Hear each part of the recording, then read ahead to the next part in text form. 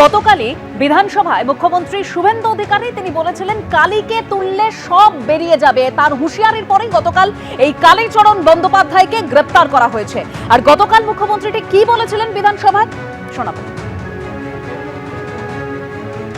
আপনার কেএমসিতে কি হয়েছে আমরা জানি না, আপনার কালীকে তুললে সব বেরিয়ে যাবে। কলকাতা কর্পোরেশনে কালী না বললে কোনো প্ল্যান হয় না।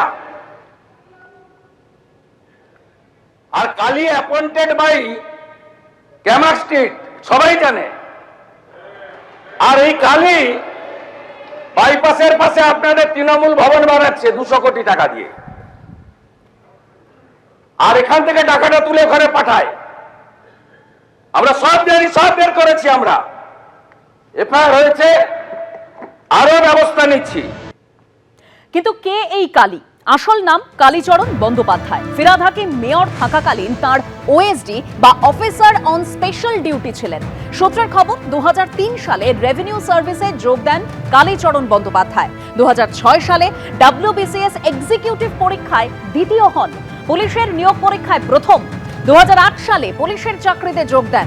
পরে 2009 সালে মিউনিসিপ্যাল সার্ভিস কমিশনের ডেপুটি ম্যানেজারের পরীক্ষায় প্রথম হন।